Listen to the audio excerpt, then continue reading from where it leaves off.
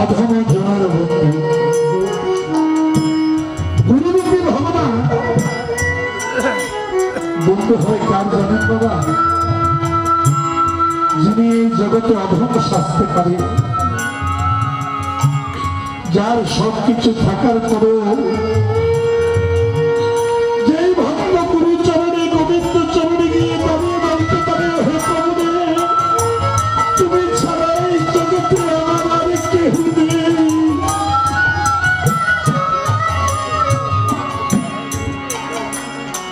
ভগবান বলছে আমি একমাত্র তারই বন্ধু হই। আর যার মনে এমন অহংকার রয়েছে, মনে মনে ভাবি কি নেই আমার টাকা আছে, পয়সা আছে, ধন আছে, সম্পদ আছে, এমন অহংকার যার মনের মধ্যে বাসা বেঁধে আছে বাবা, গুরুরূপী ভগবান কোনদিন তার বন্ধু হতে পারে না। তার একটা প্রমাণ দেখুন, কুরুক্ষেত্র যুদ্ধ শেষ হয়েছে, আমার ভগবান পঞ্চ পাণ্ডবকে সিংহাসনে বসালেন, যুধিষ্ঠির হলো রাজা। এবার ভগবান মনে মনে ভাবছে এবার আমার যাওয়ার পালা, এবার আমি চলে যাব। পঞ্চ পাণ্ডবের কাছ থেকে বিদায় নিয়ে আসলে শেষে আসলো কুন্তি দেবীর কাছে। কুন্তি দেবীর কাছে এসে ডেকে ডেকে বলছে, পিসিমা, ও পিসিমা, তুমি কোথায় গো? গোবিন্দের ডাক শুনে কুন্তি দেবী ছুটে আসলেন। কুন্তি দেবীকে প্রণাম করে আমার গোবিন্দ বলছে, পিসিমা, ও পিসিমা, এবার আমি যাই। সেই কথা শুনে কুন্তি দেবী গোবিন্দকে জড়িয়ে ধরে কাঁদছে, বলছে, কৃষ্ণ বাবা তুই কি বললি? কেন পিসিমা, এবার যে আমাকে যেতে হবে? বলে, কৃষ্ণ রে, এর আগেও তুই অনেকবার আমার কাছ থেকে বিদায় নিয়ে গিয়েছিলি, যাওয়ার সময় আমাকে প্রণাম করে বলেছিস, পিসিমা আমি আসি, কিন্তু আজ তুই আমাকে প্রণাম করে যাই বললি কেন?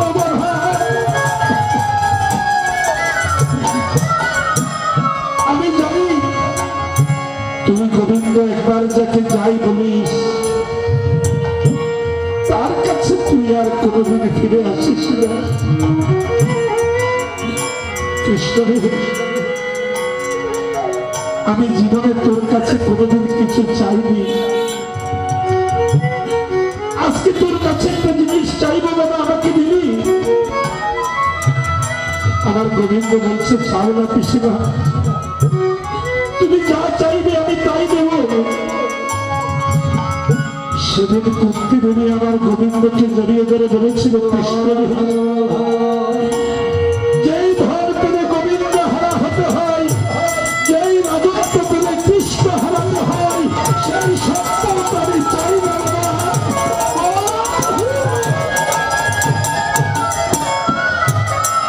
তুই আমার কাছ থেকে সব কিছু কেড়ে নিয়ে আমি প্রয়োজনে আমার মানুষের দামে দামে গিয়ে ভিক্ষে করে খাবো, তবু তুই গোবিন্দ আমাদের ছেড়ে যাস না। সেদিন কুন্তি দেবী কেঁদে কেঁদে গোবিন্দকে বলছে, কৃষ্ণ রে, কৃষ্ণ কাঙাল কবে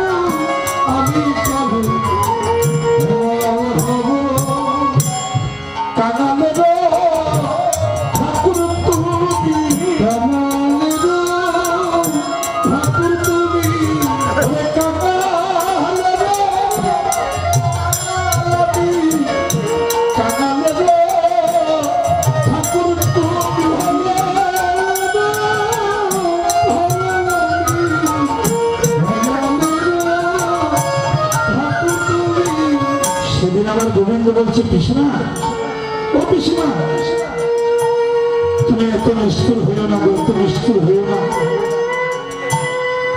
তোমার ছেলেরা সারা জীবন কষ্ট করেছে, এইমাত্র একটু সুখের দেখা পেল, তুমি আবার তাদের কাঙাল করে দিতে বলছো। না, তুমি এই বর ছাড়া যে বর চাইবে আমি তোমাকে দেবো পিসিমা, কিন্তু তোমার ছেলেদের কাঙাল করে দিতে বলো না। সেদিন আমার কুন্তি দেবী গোবিন্দকে বলেছিল, কৃষ্ণদেব তাহলে আমাকে আরেকটা বর দে বাবা। বলো পিসিমা তুমি কি চাও? তুমি যা চাইবে আমি তোমাকে তাই দেবো। সেদিন আমার কুন্তি দেবী কেঁদে কেঁদে বলেছিল, কৃষ্ণদেব তুই আমাকে এই আশীর্বাদ কর বাবা, যাতে সহস্র কোটি ধন সম্পদের মালিক হলো আমার বংশের কেউ যাতে কোনোদিন কৃষ্ণ বিবেক না হয়, কোনোদিন যাতে হরি বিবেক না হয়। সেদিন আমার গোবিন্দ বলেছিল, পিসিমা আমি তোমাকে আশীর্বাদ করলাম, সহস্র কোটি ধন সম্পদের মালিক হলো তোমার বংশের কেউ কোনোদিন কৃষ্ণ বিমুখ হবে না, কোনোদিন হরি বিমুখ হবে না। শুধু ভক্তগণ, এই জগতে হাজার কোটি টাকার মালিক হয়েও যে ভক্ত গোবিন্দ চরণে গুরু চরণে গিয়ে নিজেকে কাঙাল করে দাঁড়াতে পারে, একবার গুরু চরণে গোবিন্দ চরণে গিয়ে বলতে পারে, তুমি ছাড়া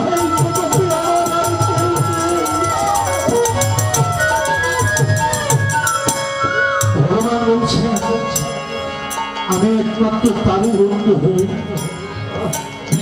তাই বললে সিন্ধু অধপদ নারবন্ধু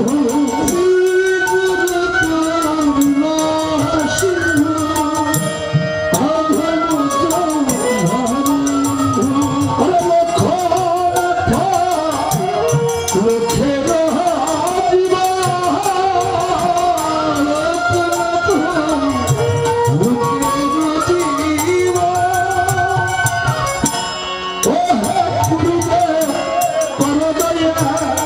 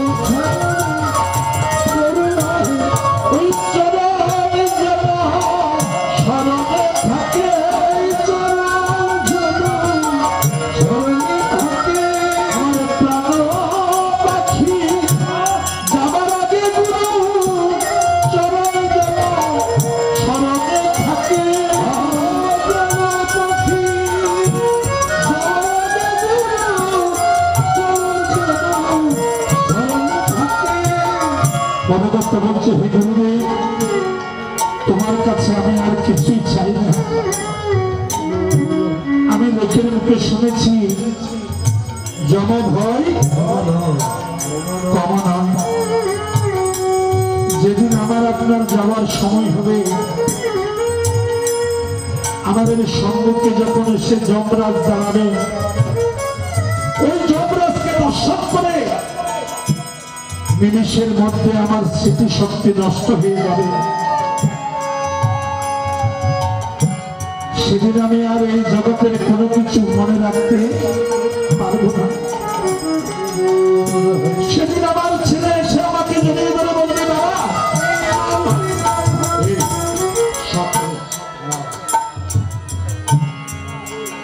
সেদিন আমার ছেলে এসে আমাকে জড়িয়ে ধরে বলবে, বাবা তোমার কি হয়েছে, তুমি এমন করছো কেন?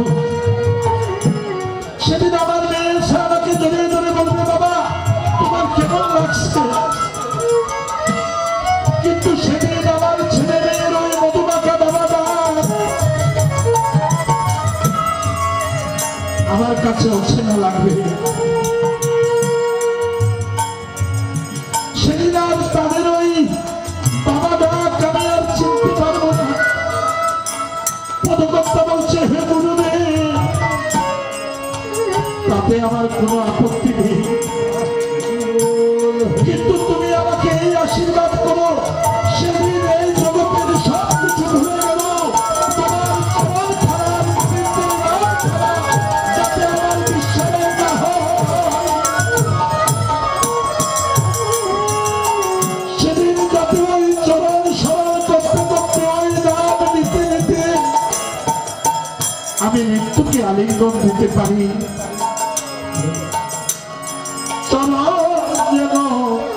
স্মরণে থাকে ওই চরণ যেন স্মরণে থাকে, আমার প্রাণ পাখি যাবার আগে গুরু চরণ যেন স্মরণে থাকে।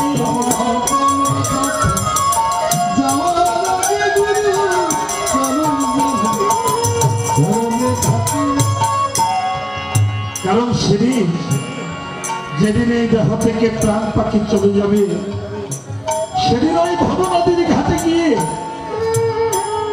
আমাকে আপনাকে সবাইকে কেঁদে কেঁদে বলতে হবে, ওহে গুরুদেব, গুরু আর তো কেহ নাই রে গুরু,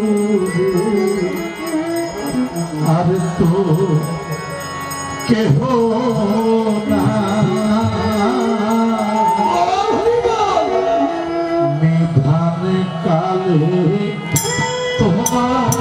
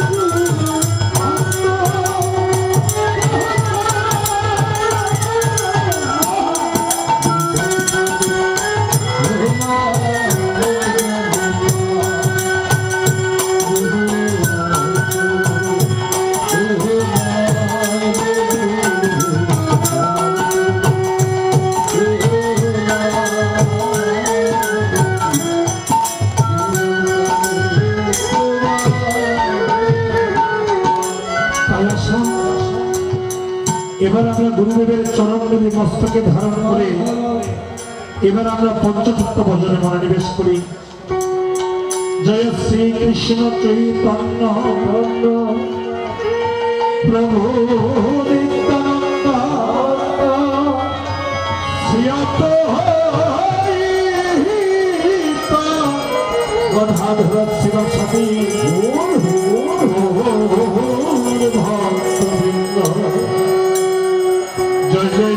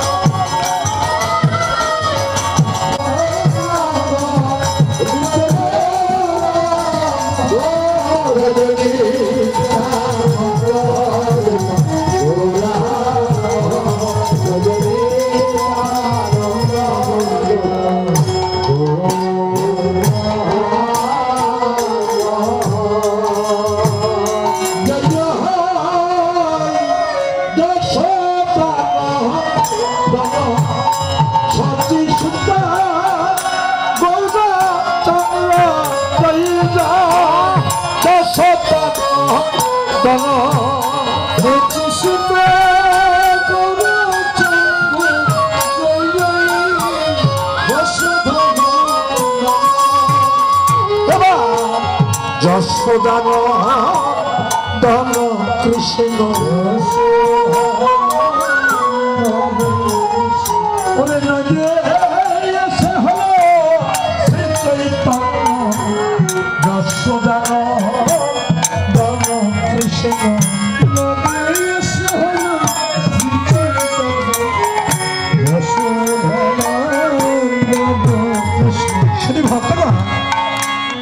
আমার গোবিন্দ একদিন রাধারানীর কাছে এসে বলছে, রাধে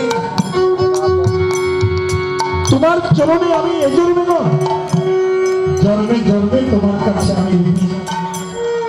আমি অনেকবার ভেবেছি তোমার প্রেমের ঋণ আমি শোধ করব, কিন্তু কই আমি কিছুতেই তোমার প্রেমের ঋণ শোধ করতে পারব না। সেদিন গোবিন্দ আমার কেঁদে কেঁদে রাধারানীকে বলছে, রাধে শুনিব শুনিব মনে করলাম কতবার আমি শুনিব শুনিব মনে করলাম কতবার তোমারে না পারলাম শুনিতে পারলাম শুনিতে আমারে শুনিবারে আসতে হবে তোমার আমারে শুনিবারে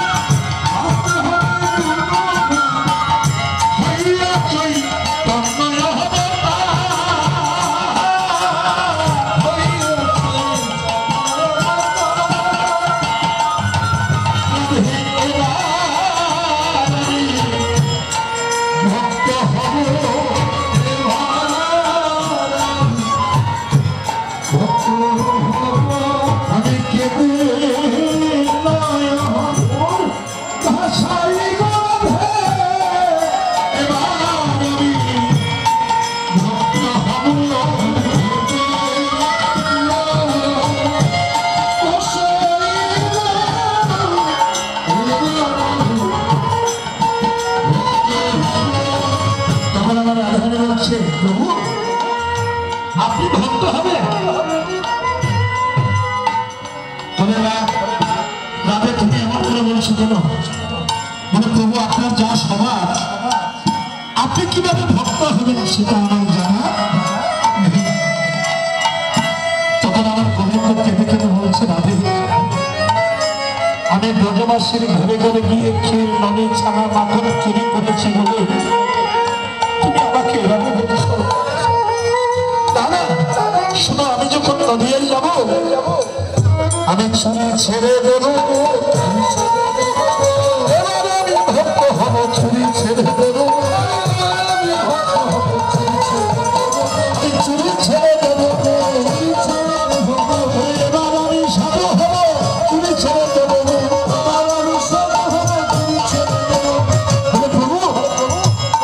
আপনি হবেন ঠিক, কিন্তু চোরের স্বভাব তো আপনার কোনোদিন যাবে না।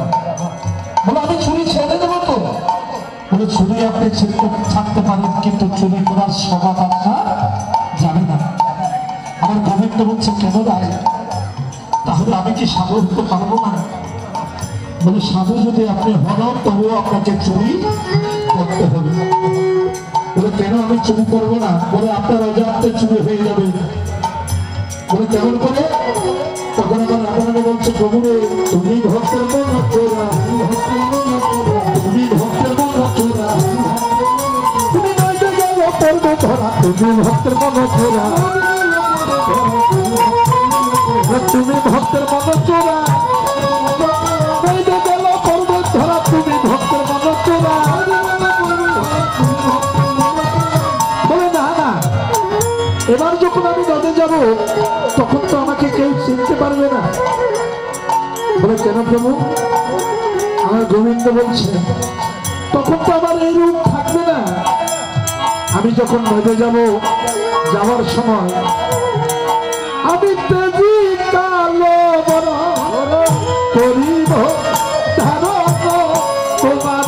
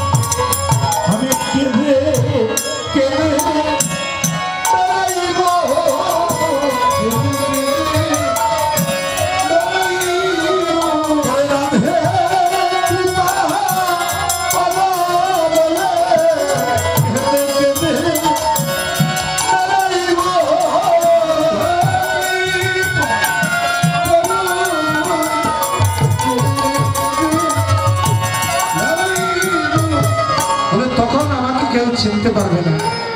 বলে প্রভু আপনাকে কি সবাই চিনতে পারে? সবাই আপনাকে চিনতে পারে না, কিন্তু ভক্ত যারা চিনবে তোমার, ভক্ত যারা চিনবে তোমার,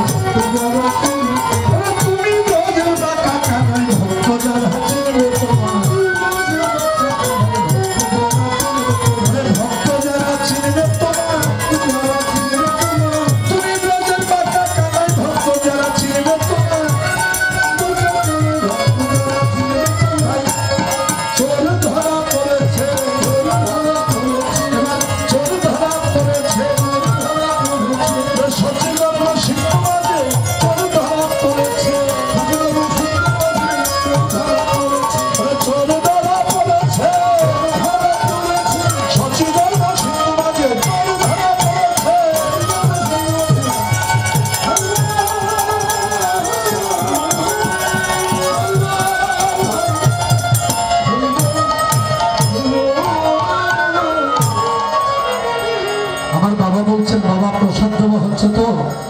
মানুষ চলে যেতে চাচ্ছে।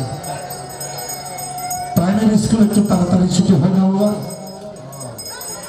প্রাইমারি স্কুলে ছুটি হয় কয়টায়? 12টায়। আর হাই স্কুল 4টায়। এরপরে যখন বিশ্ববিদ্যালয়ে যাবে তখন আর টাইম টেবিলের কোনো ঠিক থাকে না। তাই যারা প্রাইমারি স্কুলে পড়তে এসেছে তারা তো তাড়াতাড়ি যাবে, আর যারা হাই স্কুলে আছেন তাদের সময় একটু বেশি। আর যারা বিশ্ববিদ্যালয়ে যাবেন, আজকে আমার গৌরহরি এসেছে, গৌরহরির আমন্ত্রণ ছাড়া গৌরহরিকে না খাইয়ে আমি বাড়ি ফিরে যাব না, এমন চিন্তা চেতনা যার থাকে সে অবশ্যই থাকবে। তাই শুধু ভগবান, তাই গণদত্ত বলছেন শ্রীনন্দে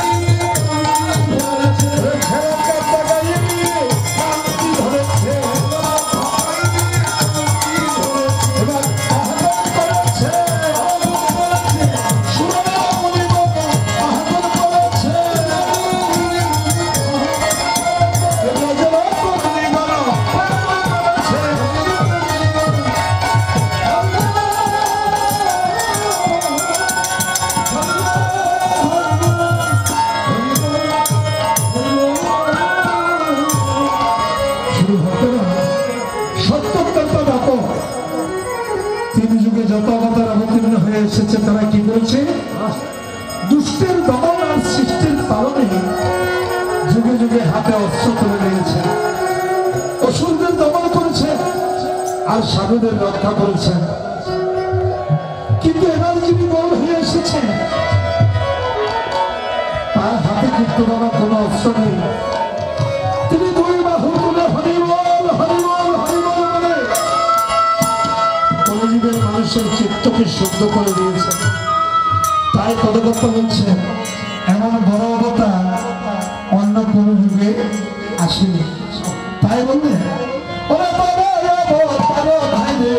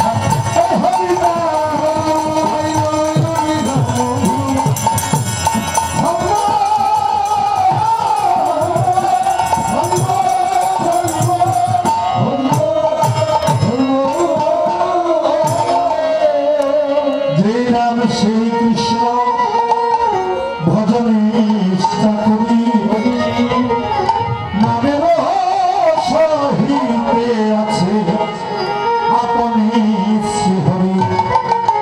তাই কোনো কথা বলে বলুন হরে কৃষ্ণ হরি না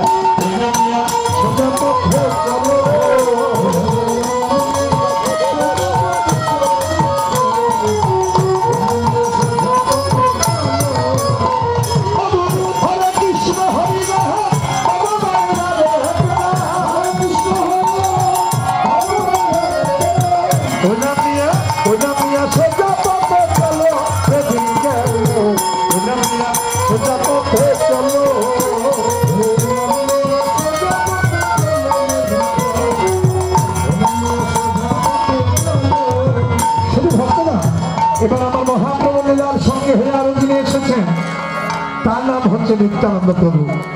জয় জয় রোহিত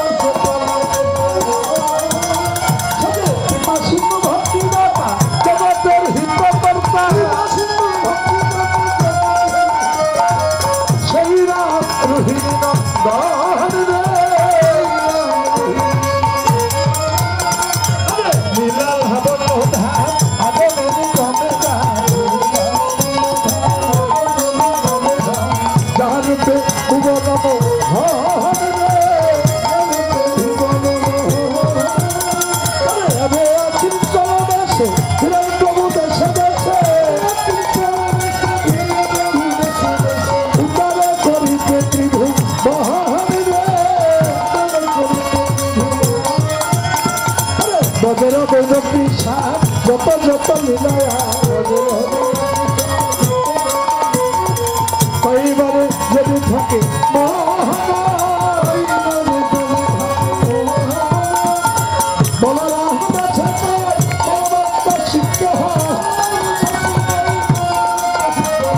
ভজ ভজ শ্রীপাদ